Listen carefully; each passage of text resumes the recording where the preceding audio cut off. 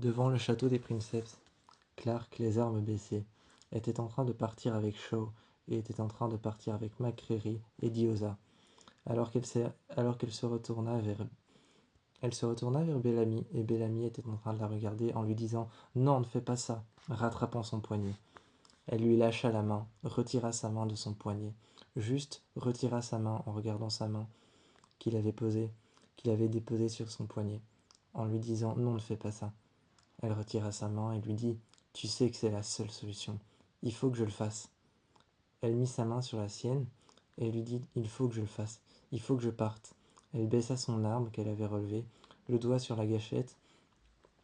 Elle se retourna vers l'anomalie. Elle se retourna une seule fois vers Bellamy, regarda le château et descendit les yeux vers Bellamy. Ensuite, à l'intérieur, elle se retrouva finalement chez les bergers. Elle se retrouva chez les bergers de l'anomalie, les gardiens de l'anomalie, ceux qui avaient appris à connaître, à voyager avec l'anomalie. Elle se retrouva dans cette salle, sur le fauteuil blanc, et on fouillait dans ses souvenirs. On lui avait demandé qui était Abby. On lui avait demandé qui était Abby. On lui avait demandé qui était Murphy. On lui avait demandé qui était Bellamy. Qu'est-ce que c'était les Princeps? Qu'est-ce que c'était Arcadia? Qui était la jeune fille? La jeune fille qu'elle avait vue dans la vallée. Qui était la jeune fille qu'elle avait vue dans la vallée? Qu'est-ce que c'était cette vallée? Il lui avait demandé qui c'était Maddy. Qu'est-ce que c'était cette vallée? Pourquoi est-ce qu'il s'était battu pour pouvoir avoir cette vallée? Qu'est-ce que c'était le bunker? Qu'est-ce que c'était le bunker? Et toutes ces questions, on lui avait posé. On lui avait posé toutes ces questions. Mais ce n'était pas pour savoir, pour fouiller dans ses souvenirs ou pour pouvoir savoir qui ils étaient. Ce n'était pas pour savoir qui était Murphy, qui était Bellamy, qui était McCreary, qui était Shaw ou encore qui était Raven. Ce n'était pas pour savoir ça, pour fouiller dans ses souvenirs les plus traumatiques. Ce n'était pas pour savoir ce que c'était la coalition de Lexa, ou encore qu'est-ce que c'était la ville de police. Tout ça, ils ne voulaient pas le savoir, ils le savaient déjà. Ils avaient déjà fouillé dans les souvenirs de Clark. La seule chose qu'ils voulaient savoir, c'était le code qui se cachait dans son ADN, dans ses gènes. Le code qui se cachait dans son code génétique, c'était tout ce qu'il voulait savoir, le symbole. Le symbole, répétait-il, et c'était de plus en plus fort à chaque fois. Elle essayait d'arrêter de penser. Elle essayait d'arrêter de penser, encore et encore. À un moment, ils ont pris Clark, et ils l'ont emmené autre part. Ils l'ont mis dans une salle, là où il y avait Echo qui attendait, qui s'était mutilé le visage, et qui saignait noir. Elle s'était mutilé le visage et saignait du sang d'ébène. Elle s'était retournée face à la vitre, elle s'était retournée en disant « Ils ne nous ont pas pris simplement comme otages, ils nous ont pris pour se battre pour la dernière des guerres. » Elle s'était retournée vers Hope qui était enfermée avec elle en lui disant « Chez nous, les Asgeda, quand on doit se battre pour une guerre, et que cette guerre peut être fatale, juste avant, les guerriers Asgeda se mutilent le visage pour montrer leur courage et leur dévouement. Elle s'était retournée vers Hope et vers Diosa qui avait été enfermée. Ensuite, il s'était rendu compte que Hope, Diosa qui était enfermée avec elle, avait été recueillie et enfermée dans ces chambres capitonnées. Elles y avaient été enfermées simplement parce qu'en fait, ils étaient recueillis en tant que guerriers pour la dernière des guerres. Pendant que Octavia était fouillée à la place de Clark, Clark a été jeté dans la même chambre, alors que Echo venait de se retourner vers Clark en disant que les guerriers Asgeda se mutilaient le visage pour montrer leur dévouement à la guerre et pour montrer leur puissance et leur force.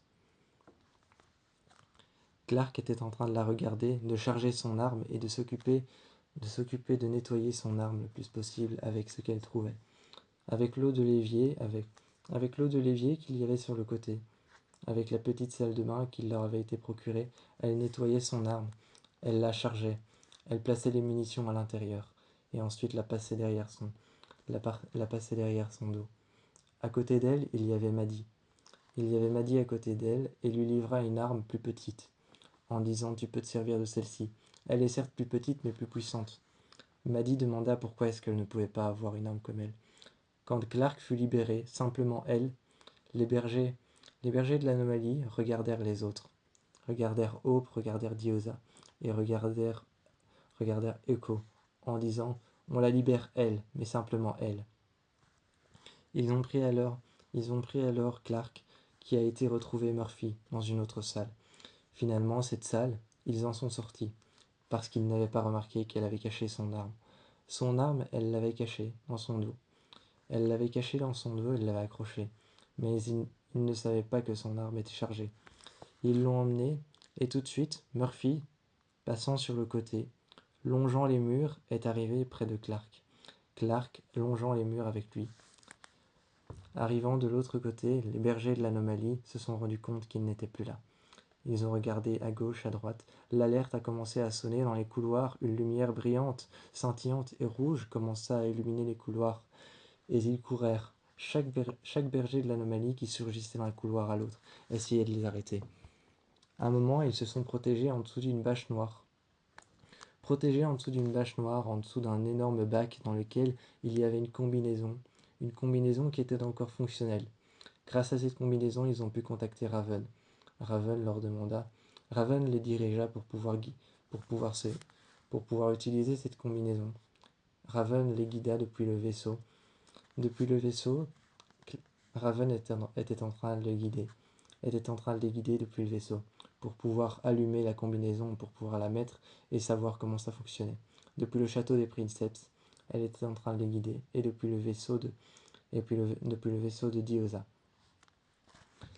Alors lorsqu'ils avaient allumé cette combinaison, Clark l'avait mise. Murphy était partie surveiller ses arrières. Elle surveillait ses arrières et elle était arrivée. Elle avait mis la combinaison. Elle avait libéré Echo, avait libéré Diosa et avait libéré Hope. Alors qu'elle venait de les libérer, ils étaient tous partis.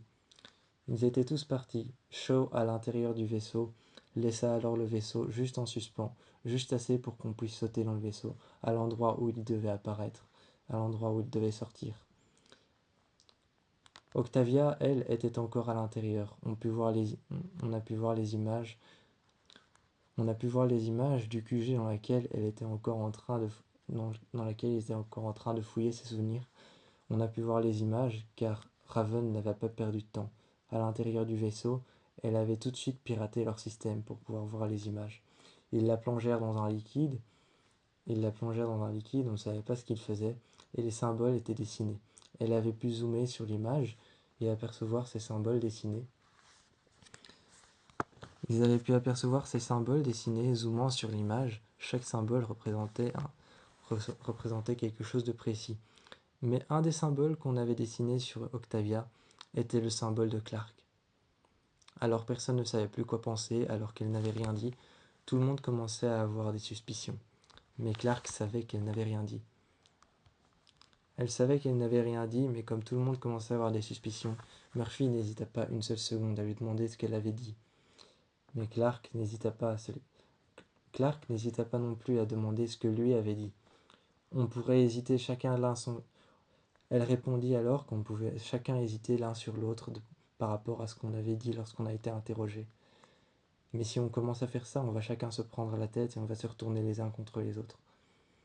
Murphy comprit alors que c'était vrai, que c'était plutôt vrai, ce genre de choses, que s'ils commençaient à faire ça, ils allaient se retourner les uns contre les autres, et que c'était spécifiquement ce qu'ils voulaient, qu'on se retourne les uns contre les autres. On pouvait se poser 1000 fois la question de qu'est-ce qu'on avait répondu, ou comment est-ce qu'on avait réagi de manière séparée quand on a été interrogé, mais il fallait qu'on reste soudés. Et c'est exactement ce qu'ils ont fait, une fois que Clark a pu sauver Murphy. Lorsqu'on a voulu le ramener à l'intérieur, elle a jeté son arme à l'intérieur du vaisseau et l'a pris par le bras pour le ramener à l'intérieur.